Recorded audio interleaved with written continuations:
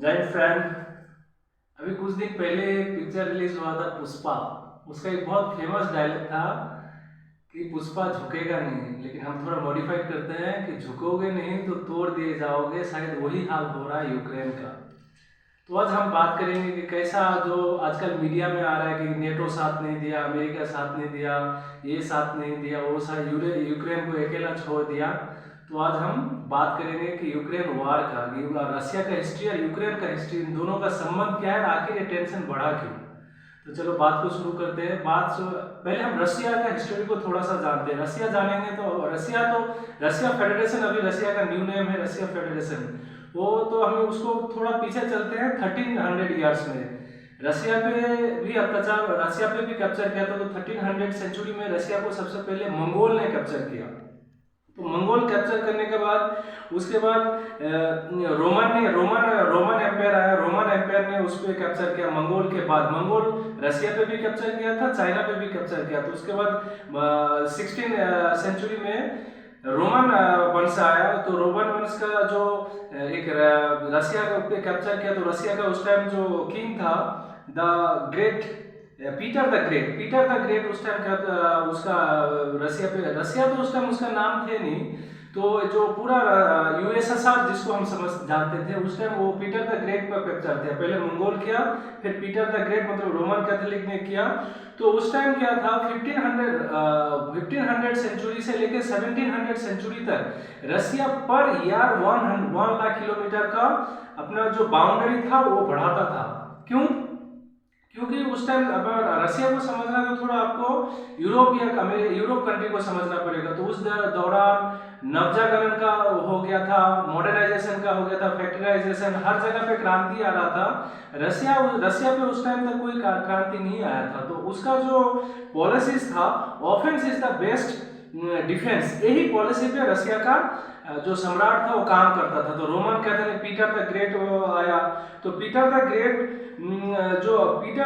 आया। तो Peter the great जब आया तो उस टाइम क्या हर कंट्री का एक बाउंड्री बन रहा था कि किसका कौन सा एरिया है, कौन सा एरिया है। तो उसको तो एशिया को डिवाइड करता था एक यूरल पर्वत का। जो आप देखोगे मैप में, यह मैप, तो मैप में देखोगे तो मैप का जो 70% हिस्सा है ये मैप में, वो है यूएसएसआर के अंदर और 25% आता है यूरोप के अंदर। तो अभी एक बात समझना है कि एशिया कौन सा कंट्री, मतलब रशिया जो यूएसएसआर है वो कौन सा कंट्री में है। तो यूएसएसआर दोनों से मतलब 75% ये एशिया पे है, 25% यूरोप में है। लेकिन जो पीटर द ग्रेट का जो रोमन कैथोलिक, मतलब शुरू से ही उनका जो चाहत था कि हम यूरोप के साथ जुड़े। हालांकि फिर बाद में जो कॉन्टिनेंट बना, तो रशिया एशिया पे नहीं आया, वो यूरोप पर्वत डिवाइडेड किया है दोनों को। लेकिन वो जो पूरा रशिया यूएसएसआर था पूरा, वो यूरोप कंट्री के अंदर आ गया। वो हमेशा अपना आप को यूरोपियन मानते थे, रशियन लोग यूरोपियन मानते थे, वो एशियन कभी माने नहीं। लेकिन मंगोल जब अटैक किया तो मंगोल के बाद पीटर द ग्रेट इतना मतलब यूरोप के प्रति आकर्षण था कि उस टाइम रशिया के आदमी अगर कोई दाढ़ी या मूंछ बियर्ड रखते तो उनके ऊपर वो टैक्स लगा देता था। क्योंकि मंगोलियन आदमी का पहले दाढ़ी था। तो पीटर द ग्रेट नहीं चाहते थे यहाँ पे कोई मंगोलियन, मतलब यहाँ का कल्चर यूरोप जैसा हो। तो ये था। तो आखिर ये लोग ये भी है कि हर साल 1 लाख किलोमीटर ये लोग अपना साम्राज्य को विस्तार करता था। इनका मोटो रहता था कि offence is the best defence. ये क्यों था? क्योंकि उनको हमेशा एक ही समस्या था कि वो हमेशा अपना दुश्मनों से वो लोग डरा हुआ था। डरा नहीं, वो हमेशा सोचता था कि दुश्मन हमारे ऊपर दोबारा अटैक ना करे। तो रशिया, ऐसा नहीं कि रशिया को कोई अटैक नहीं किया, रशिया को स्वीडन ने भी अटैक किया है। उसके बाद नेपोलियन ने अटैक किया। लास्ट में जर्मनी जो हिटलर के टाइम आया था, रशिया के फौज ने हिटलर को हराया था। तो इसी वजह से वो लोग शायद यूरोपियन कंट्री जो आज के टाइम पे यूक्रेन है, वहीं से वो जो अत्याचार जो आक्रमणकारी था वो यूक्रेन, मतलब ये जो अगर रशिया का गेटवे, यूक्रेन को गेटवे ऑफ यूरोप बोला जाता है। रशिया का, अगर रशिया के अंदर आना है यूरोप होके, तो यूक्रेन होके आपको आना पड़ेगा। इसी वजह से उस टाइम का जो राजा था वो लोग अपना एरिया को मतलब माना नहीं कि हमारे एरिया कहाँ तक था। वो अपना विस्तार करते रहा, विस्तार करते करते लास्ट में जाके जो यूएसएसआर बना वो 1913 में, वो उनका लास्ट स्टॉपेज था अपना साम्राज्य को बढ़ाने के लिए। तो आज हम बात करेंगे अभी वो जो हो गया Peter the great. Peter the great के बाद आ जाता है पीटर द ग्रेट के बाद आ जाता है कि जार अलेक्जेंडर। ये जार अलेक्जेंडर 1, जार अलेक्जेंडर 2, ये लोग जार मतलब रोमन कैथोलिक का जो राजा होता है उनके नाम के आगे हमेशा जार होता है। तो वो लोग अभी पीटर द ग्रेट के बाद जार अलेक्जेंडर 1 का साम्राज्य आ गया, जार अलेक्जेंडर 2, अलेक्जेंडर 1 के बाद अलेक्जेंडर 2 का।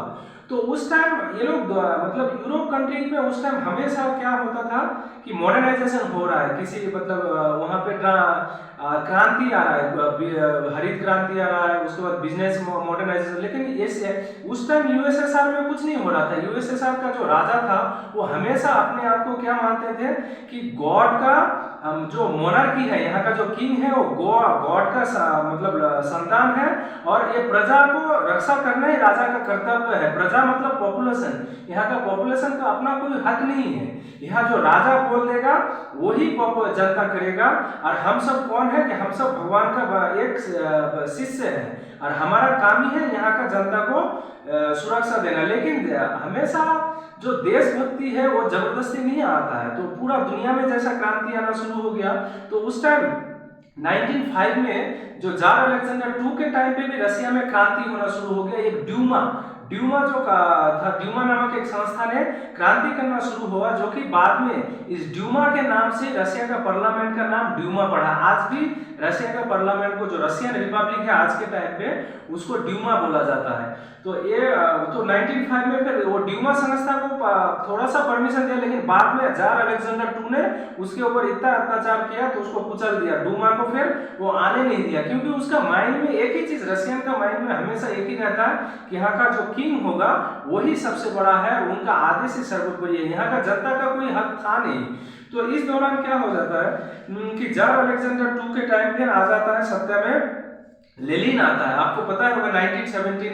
तो लेनिन आते टाइम, लेनिन के टाइम में ही 1917 में जब लेनिन सत्ता में आया तो यूएसएसआर को पूरा एक करके मतलब जो इनका फैला हुआ है, मतलब और किसी को, क्योंकि पूरा दुनिया का उस टाइम मतलब अपना जो मैप वो जो पूरा उनका एरिया निर्धारित हो गया था, अमेरिका का एरिया, यूरोप का एरिया, वो सब निर्धारित हो गया, जिसको बोलते हैं हम बैलेंस ऑफ ट्रीटी ऑफ वेस्टफैलिन। जो बैलेंस ऑफ ट्रीटी ऑफ वेस्टफैलिन में 1660 में एक संधि हुआ था, बैलेंस ऑफ ट्रीटी ऑफ वेस्टफैलिन। इसमें सबने सिग्नेचर किया कि हमारा एरिया यहाँ तक है, हमारा एरिया वहां तक है। लेकिन रशिया का जो यूएसएसआर का कोई भी राजा इस संधि को माना ही नहीं था उस टाइम तक। क्यों?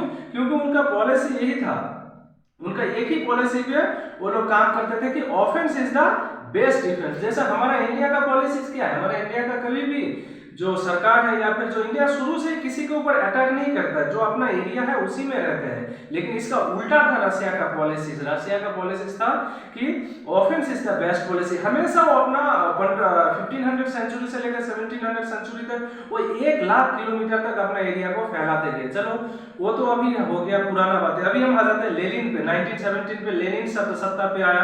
तो लेनिन के टाइम थोड़ा सा उन्होंने मॉडर्नाइजेशन किया, जब जाके सबसे पहले रशिया में एक क्रांति रशिया में भी क्रांति हुआ। तो लेनिन के टाइम पे क्रांति हुआ। उसके बाद लेनिन के बाद स्टालिन आ गया। उस दौरान सेकेंड वर्ल्ड वॉर के टाइम 1945 में 6 अगस्त में हिरोशिमा और 9 अगस्त में नागासाकी में जैसे ही यूएसए ने परमाणु अटैक किया, तब रशिया का थोड़ा क्या सिर चकरा गया। क्योंकि रशिया और अमेरिका, जो यूरोप कंट्री है और अमेरिका है, इनका जो सिद्धांत है इसका अगेंस्ट में हमेशा रशिया का सिद्धांत रहता था। इसी वजह से आप देखोगे कि आज जो नेटो है, कि नेटो का सदस्य मतलब आज पूरा खेल अमेरिका का है, ऐसा बोला जाता है। इसमें हकीकत में भी कुछ पॉइंट है कि अमेरिका जैसा शीत युद्ध खत्म हुआ तब जाके नेटो का स्थापना किया। लेकिन अमेरिका का चाल था ये, नेटो को जरूरत शीत युद्ध के बाद नहीं था। लेकिन फिर भी उस नेटो को उन्होंने बचाए रखा अपना वजूद को बचाने के लिए। कि नेटो के ऊपर हथियार रख के अमेरिका पूरा दुनिया के ऊपर राज करना चाह रहे थे। तो वो मैं आपको बताऊंगा कि कैसे नेटो को उन्होंने अपने कैप्चर में किया। तो फिर क्या हुआ कि जब लेनिन के बाद स्टालिन आया तो सेकेंड वर्ल्ड वॉर हुआ।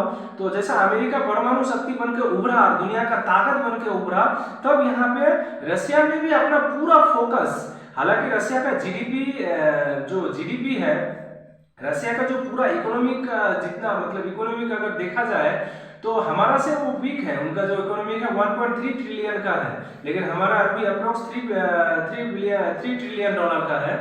तो लेकिन उनका जो स्टालिन के टाइम पे जैसा रेल, उनका कंट्री में रेल आ गया, जो सड़क का रास्ता उन्नति हुआ, रेल आ गया, मतलब ट्रांसपोर्टेशन व्यवस्था इंप्रूव हुआ। तो उन्होंने पूरा फोकस क्या किया अपने आर्मी को स्ट्रॉन्ग करने के लिए। क्यों? क्योंकि वो हमेशा चाहता था कि अपना वजूद को बजाय रखना है तो अपना साम्राज्य को बड़ा करना पड़ेगा, इसके अलावा कोई चारा नहीं था। ये इनका हमेशा इनका खून पे यही भरा था। तो स्टालिन के बाद जैसा रेल आ गया, तो रेल आया, सेकेंड वर्ल्ड का खत्म हुआ, तो पूरा उन्होंने परमाणु बनाया। परमाणु में उन लोग सक्सेस हो गया कब कि रशिया का 4 साल बाद, अमेरिका का 4 साल बाद यानी 1949 में यूएसएसआर ने अपना परमाणु जो न्यूक्लियर बम है वो बना लिया था। तो परमाणु बम बनाने के बाद उन्होंने जो उस टाइम का यूएसएसआर था तो 4 जगह पे उन्होंने प्लान को डिप्लॉय किया। तो उसमें से एक तो जो आज के टाइम का रशियन रिपब्लिक है उसमें है, दूसरा यूक्रेन, तीसरा है बेलारूस और चौथा है कजाकिस्तान। इन चारों जगह पे उन्होंने न्यूक्लियर प्लांट लगाया। जो आजकल आप लोग न्यूज में देखते हो कि कुछ दिन पहले कि रशिया ने यूक्रेन का न्यूक्लियर प्लांट पे मतलब बना दिया है, जबकि दुनिया में 9 देश के पास ही न्यूक्लियर बम है। तो फिर यूक्रेन के पास ये न्यूक्लियर प्लांट आया कहां से? तो आज का ये न्यूक्लियर प्लांट नहीं है, ये 1949 में सोवियत यूनियन ने न्यूक्लियर प्लांट बनाया था। तो मैं आगे चल के बताऊंगा कि वो प्लांट का हुआ क्या।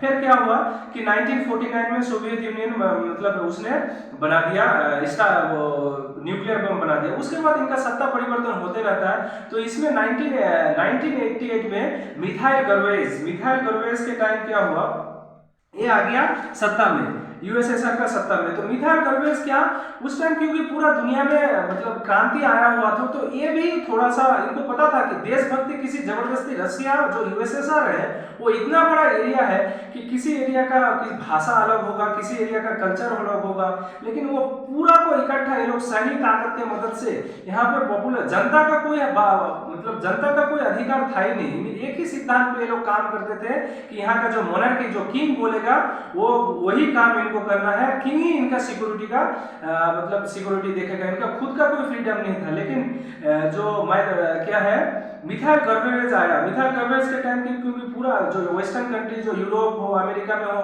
वहाँ पे क्रांति आना शुरू हो गया। आदमी मतलब जो धर्म का था उन पे क्रांति आया, नवजागरण आ गया, पूरा मतलब टेक्नोलॉजी फॉरवर्ड हुआ। तो इन्होंने भी थोड़ा अपने जनता को क्या दिया, रिलैक्सेशन दिया। रिलैक्सेशन क्या दिया कि किसी एरिया का अगर भाषा अलग हो, कोई जगह मतलब कल्चर अलग हो, तो वो एक अलग से स्टेट बना ले। तो इसका रिजल्ट क्या हुआ कि 1990 में सबसे पहले इथोनिया, लेथेविया ये लोग अपने आप को फ्रीडम घोषित कर दिया। तो मिखाइल गर्वेज के टाइम में ये सब हुआ। तो सबसे बड़ा मिखाइल गर्वेज का जो दिमाग घुमा वो 1991 में यूक्रेन ने भी अपने आप को फ्रीडम घोषित कर दिया। कौन सा यूक्रेन? जो लेनिन का बनाया हुआ यूएसएसआर का अंदर का जो यूक्रेन था। यूक्रेन को हमेशा गेटवे ऑफ यूरोप बोला जाता है। रशिया के अंदर आपको घोषणा हो, मैप के अंदर देखोगे कि जैसा यूक्रेन वेस्ट साइड से यूरोप के, यूक्रेन के वेस्ट में कौन है? पोलैंड है। तो पोलैंड यूरोप शुरू हो जाता है। तो रशिया में आना हो तो यूक्रेन होते हुए आपको रशिया में आना पड़ेगा। और ऐसा करते करते पूरा यूएसएसआर का कितना रशियन रिपब्लिक मिला के टोटल 15 टुकड़ा हो गया। और ये मैप में मैं आपको दिखा रहा हूँ कि ये 15 टुकड़ा हो गया था यूएसएसआर के अंदर मिखाइल गर्वेज के टाइम। तो मिखाइल गर्वेज के टाइम जैसा 15 टुकड़ा हो गया। तो मिखाइल गर्वेज के बाद आ गया बोरिस जॉनसन, सत्ता में आ गया बोरिस जॉनसन जब सत्ता में आया तो नेटो बोरिस जॉनसन ने ही व्लादिमीर पुतिन को क्या मतलब पॉलिटिक्स में लेके आया था। आप बोरिस जॉनसन के टाइम पे जब 1997 में नेटो ने जैसा रसिया के ऊपर, रसिया का कौन सा बर्सोनिया, रसिया का साइबेरिया के अंदर एक बर्सोनिया बोल के जगह है, वहां पे एक कास्ट के ऊपर अत्याचार हो रहा था, तो 1997 में ऑलरेडी नेटो ने उसके ऊपर बमबारी कर रहा था, किया हुआ है। किसके अंदर? जो आज के डेट के रशियन रिपब्लिक है उसके ऊपर ऑलरेडी नेटो एक बार बमबारी कर चुके हैं। और ये सब चीज पुतिन भले भांति अपनी आंखों से देख रहा था। पुतिन उस टाइम पैदा हो चुका था और वो एक मतलब खुफिया एजेंसी में लेफ्टिनेंट कर्नल से रिटायर्ड भी हुआ था। तो पुतिन सबसे पहले 99 में पॉलिटिक्स में आया। वो सर्बिया का पूरा हिस्ट्री, बोरिस जॉनसन का डेथ होने के बाद जैसा पुतिन का एंट्री होता है 2000 में, आज के टाइम पे व्लादिमीर पुतिन जो पूरा दुनिया पे तहलका मचाया हुआ इस यूक्रेन के वजह से, तो जैसे 2000 में वो एंट्री हुआ तो पुतिन आते ही सबसे पहले उन्होंने क्या किया, उन्होंने वही मतलब वो एक ही फॉर्मूला उनका था कि offence is the best defence, यही फॉर्मूला पे वो भी बढ़ते गया। वो आते ही सबसे पहले अपना सेना को इतना मजबूत कर दिया। तो उसका एग्जाम हमें कब देखा कि उन्होंने अपने पहले अपना रशियन जो रिपब्लिक है आज के टाइम का रशियन रिपब्लिक, उसके अंदर जो एक एरिया है उनका मुस्लिम एरिया, उन पे अपना सैनिक कार्रवाई करके वो सबसे पहले फेमस हुआ दुनिया में। उसके बाद उन्होंने क्या किया, दो बार, तो 2008 में जैसा यूक्रेन में इस टाइम क्या उथल पुथल होते रहता था, वो मतलब तकरीबन 12 साल तक यूक्रेन में रशियन जो मतलब सपोर्टर है वो प्रेसिडेंट बनता था, तो उसमें कुछ हुआ नहीं। सबसे पहले जेलेंस्की जब 2000 जो आज के टाइम के 2014 में सत्ता में आया, तो उन्होंने वो क्या यूरोप का एक सॉफ्ट टारगेट यूरोप में, इसीलिए वो यूरोपियन यूनियन में इसीलिए जाना चाह रहा था कि उन पे रोजगार चाहिए। देख फ्रेंड्स, यहाँ पे मैं समझता हूँ कि रसिया को कोई हक नहीं है कि किसी को मतलब हर चीज का दो पहलू होता है। यहाँ पे रसिया का कोई हक नहीं है कि कौन क्या करे क्या ना करे, कि उसके ऊपर अत्याचार करे। क्या हुआ कि 2013 में अपने जो जेलेंस्की से पहले प्रेसिडेंट था वो व्लादिमीर पुतिन का बहुत खास था। उन्होंने 2013 में जब व्लादिमीर पुतिन यूक्रेन का यात्रा किया, तो वहाँ पे एक एक चुक्ति हो रहा था कि मैं तुम्हें $10 बिलियन रुपीस दे रहा हूँ, इमीडिएटली $3 बिलियन दे रहा हूँ, तुम मत जाओ ये मतलब यूरोपियन कंट्री की तरफ, तुम हमारे साथ जुड़ो, मत यूरोपियन कंट्री की तरफ मत जाओ, यूरोपियन यूनियन जो बिजनेस ट्रेडर्स है बिजनेस का, वो वहां पे मत जाओ, मैं तुम्हें सपोर्ट करता हूँ। तो साइन करने ही वाला था, लेकिन वहां के जनता के अंदर इतना आक्रोश हुआ कि प्रेसिडेंट को भाग के रशिया में शरण लेना पड़ा और दोबारा इलेक्शन हुआ और जेलेंस्की 2014 में सत्ता में बैठे। जेलेंस्की आया ही था कुर्सी में इसी वजह से कि हम यूरोपियन यूनियन के साथ जुड़ेंगे, रशिया के साथ नहीं जुड़ेंगे। इसका वो मैनिफेस्टो था, उनका मेन मकसद ही था। तो इसको ये साहस क्यों मिला, क्योंकि इससे पहले और थोड़ा आपको पीछे जाना पड़ेगा। 2008 में उस टाइम जो अमेरिका का प्रेसिडेंट था जॉर्ज डब्ल्यू बुश, उन्होंने एक बार एक भाषण में बोला था कि हम जो यूक्रेन है इनको नेटो का सदस्य बनाने के बारे में सोच रहे हैं। तो ये चीज व्लादिमीर पुतिन जब जर्मनी का यात्रा किया था उस दौरान, तो उसने बहुत कड़ा इसका निंदा किया था कि अगर हम रशिया कभी ये बर्दाश्त नहीं करेगा कि उसके अगल बगल में नेटो आए। क्यों? क्योंकि रशिया एक बार ऑलरेडी साइबेरिया के अंदर नेटो बमबारी किया है। तो ये कभी नहीं, वो रशिया नहीं चाह रहा था कि वो और एक उसके बगल में एक पाकिस्तान बन जाए, जैसा इंडिया आज है उनके बगल में एक पाकिस्तान बन जाए, आए दिन वो यूक्रेन के साथ उलझा रहे, आज ये उसका सैनिक मार रहा है, कल वो उनका सैनिक मारे। इस पंगा में मतलब पंगा वो लेना ही नहीं चाह रहा था। तो हमेशा चाहने से क्या होगा, चाहा तो बहुत आदमी बहुत कुछ नहीं चाहता है, लेकिन कोई चीज नहीं करने के लिए शक्ति चाहिए, और यही शक्ति रशिया पहले व्लादिमीर पुतिन एक ही दिन में इसका पूरा प्री प्लानिंग था। उन्होंने अपने 22 साल तक अपना पावर को इकट्ठा किया, तब इसका वो एक ट्रेलर उन्होंने दिखाया था 2014 में। जो यूक्रेन है, ये मैप में ये देखिए, यूक्रेन के नीचे जो